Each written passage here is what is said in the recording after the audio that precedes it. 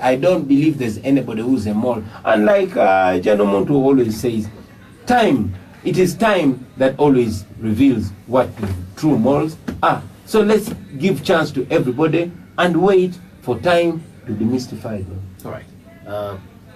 How are you working with the opposition? People are hoping to see one opposition candidate. First and foremost, I am not only opposition. I am for change. I represent FDC, I represent DP, I represent GEMA, PDP, NCD, I represent NRM, I represent every Ugandan that wants peaceful change. That is what I represent. And that is why on an effort to bring together all Ugandans that want to achieve change through peaceful means. You asked me before we came on air whether I honestly believe that calling upon people to go to the polls and register will actually deliver change. I am convinced 100% that it is possible because it is numbers, okay? We have never, yes, I believe Dr. Kizza Besigye has won at least twice, but we've never been organized enough. For example, we've never come together. We know what can make us win. One, if we come together. Just imagine a situation where Kyagulanyi and Dr. Besigye and Muntu and Mao and all these others are together. Just imagine that. You think I don't know that? You think Dr. Kebi doesn't know that? So we all know that if we come together, Museveni will be history. I'm just disturbed why people don't see that.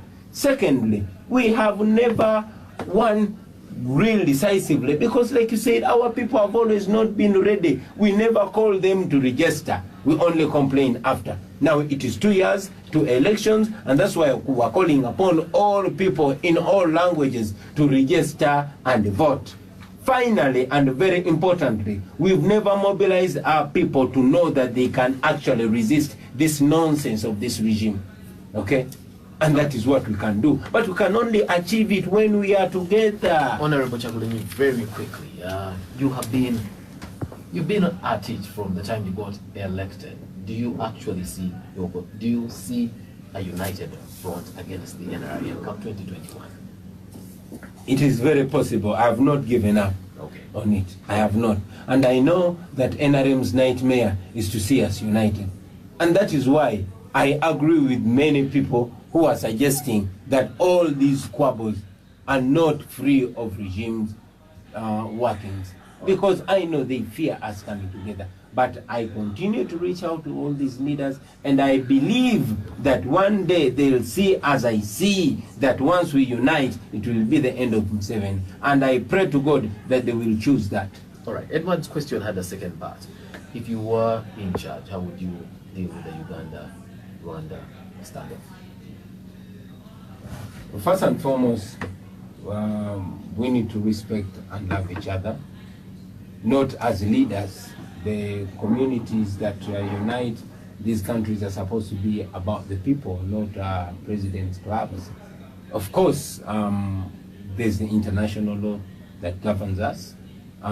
We have the East African community. We have the treaties that we signed that we're supposed to be, relating to. But again, the governance in all these different countries has to be looked at. Unfortunately, here it is my own country, Uganda, that's pitted against Rwanda. Even if even if all the problems, in my opinion, emanate from misgovernance, I am bound not to mention now because I have my country pitted against another. But I believe if Uganda was governed better, many would not see this. All right. Honorable Kyagulanyi, as a final word on the show, people have listened to you. What should they hold you to account on come 2021? The question should be what they should hold themselves account on come 2021. Just walk into the studio here. People on the street, knowing you are in the mood, you are coming out and shouting. It seems like you are a uniting force here. And that's why I ask, what should people look at? Because are you going to be a whisper that's going to disappear? Well, people should look at uniting. We are trying as much as possible as leaders But I'm telling them that it does not stop with us. Whatever we fail to do as leaders, they can do as citizens of this country. We're trying to come together to solve the problem, but they also know that ultimately we shall go to them. So whether we come to them as a team or we come to them individually, they know that we always pick the best and leave what does not work with them. I continue to beseech them to always, I mean, the population meets us. They meet Bobby on the funerals. They meet these other leaders on the parties. Let them talk nicely to these other leaders and reassert their views.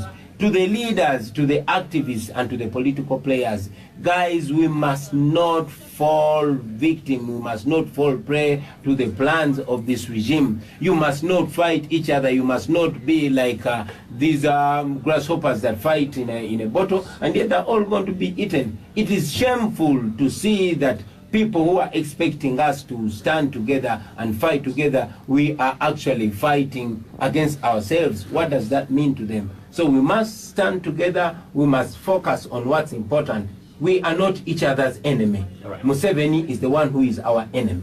We have to end the interview here. Honorable Robert Chagulanyi, Bobby Wine, thank you very much for being on Spectrum tonight. Thank you very much for hosting me. Earlier on the show, we had Honorable Mike Sevalu, who's a member of the NRM Disciplinary Committee.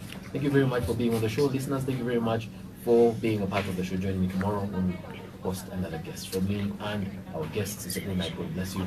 The News and Radio. Thank you. Thank you, sir. Cheers.